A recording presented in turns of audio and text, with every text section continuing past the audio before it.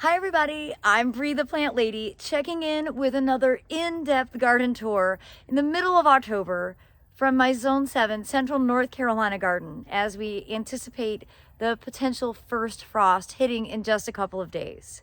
Today I want to take you through kind of the north side of my backyard and into my fire pit and where I have lots of vegetables still growing. There is something about the autumn light that is intriguing, and particularly as the leaves start to change color. I've said this a million times, but I'm a long day person, so I kind of fall into seasonal mood disorder, and I really need to hop the equator and have some longer days again.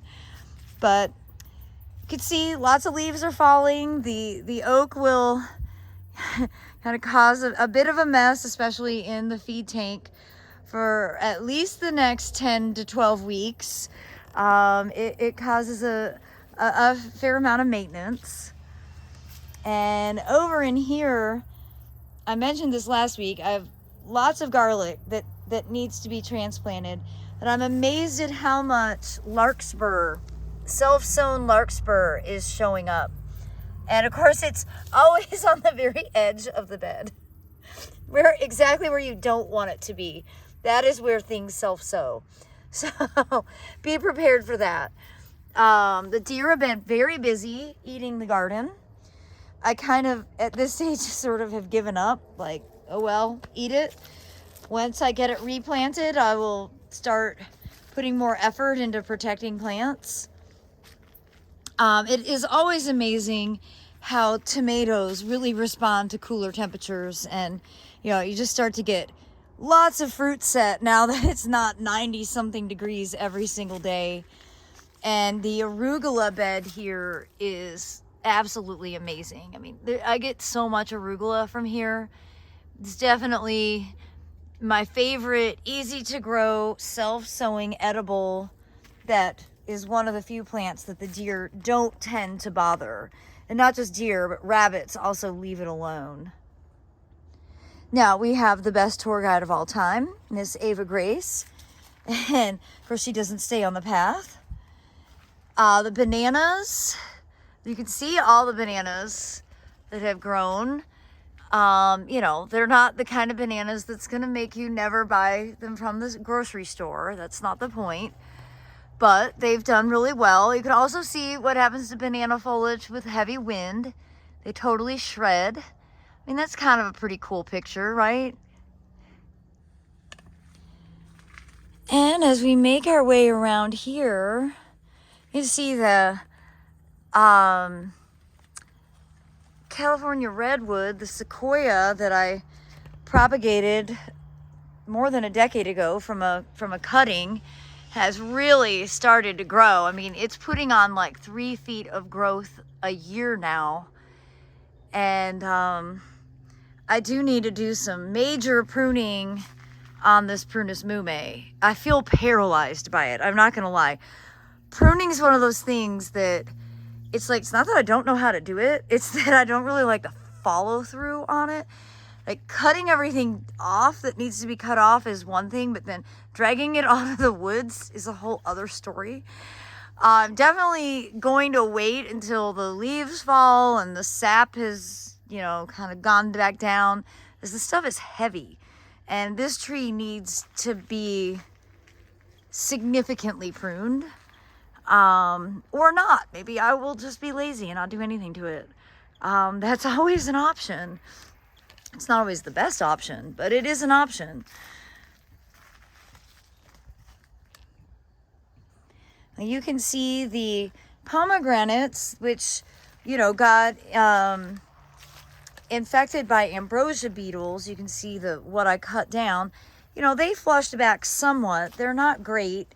And if I was a more ambitious person, I would just go ahead and dig them out, because they're not really adding anything to the garden.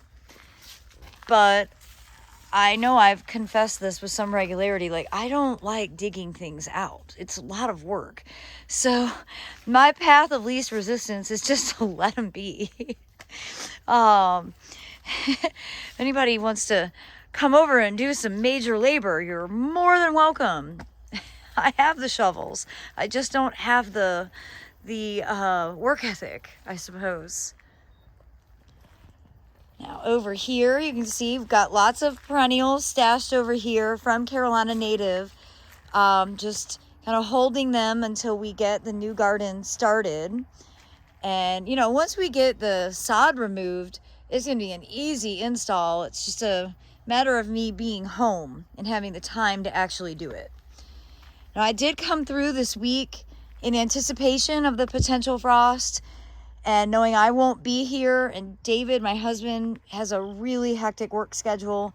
So I harvested almost all of the peppers and tomatoes and things so that they wouldn't get damaged from the cold snap that we have predicted.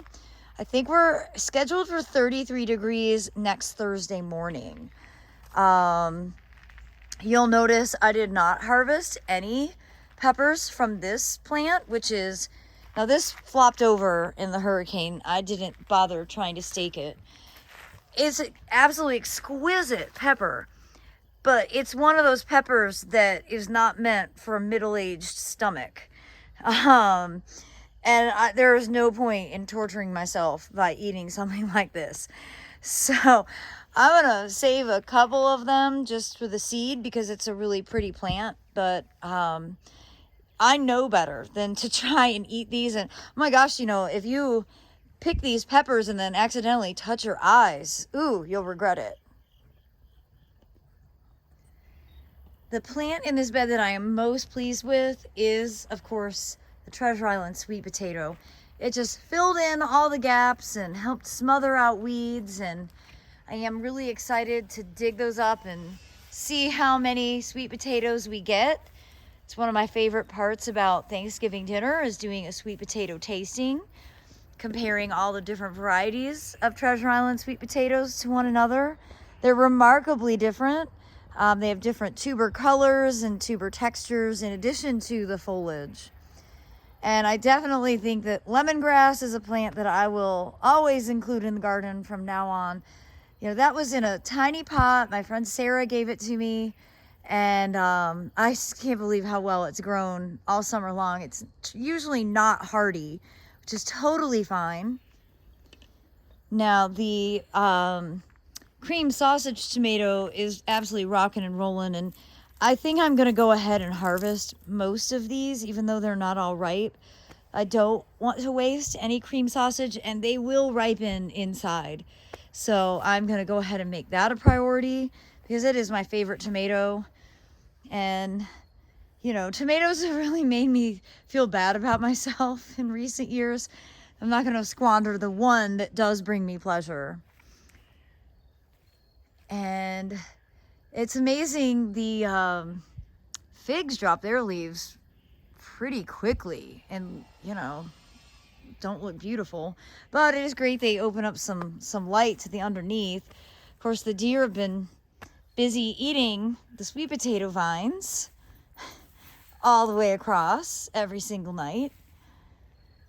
And fingers crossed, 33 degrees doesn't do any significant damage to the mangave. I really do love these so much. I'm very emotionally connected to these. I don't want anything to happen to them, but I'm also not preemptively bringing them inside. So, fingers crossed, maybe the forecast will change and we'll be a little bit warmer and I'll get a few more weeks of enjoyment before I have to get my heated shed cleared out and repacked. Now, a few weeks ago, I did a video about planting garlic, and this is the elephant garlic that I bought at Wegmans. And here is your proof that you can buy grocery store garlic and plant it and it will grow, okay? So, there you have it. If you haven't gotten your garlic order placed at a seed company, you may have run out of time. Don't worry, just go to your local grocery store, buy some garlic, separate it into individual cloves, and go ahead and plant it. It'll be a delicious harvest for you next spring. And in the meantime, it will help deter in-ground animals and above-ground animals as it grows through the winter season. it definitely looks like fall when you see leaves like this on the ground. So this Kufia continues to flower, and that has been hardy for the last few years. So I usually just cut it down and then plant pansies or violas in its place. And so the same thing goes for this border here. Once the frost does hit and all these tropical hyper tender things like coleus melt down, that's definitely the sign that the seasons have changed and it's time for me to catch up and plant for the cool season and start planning for next year. Hope springs eternal when you're a gardener. Well, I hope that you've enjoyed this edition of an in-depth garden tour from my Zone 7 Central North Carolina garden. And please tune in again tomorrow for another installation as I go through the south property border, basically come up with a list of all the things that I still need to accomplish. Well, as always, thanks so much for watching, everybody. Happy gardening.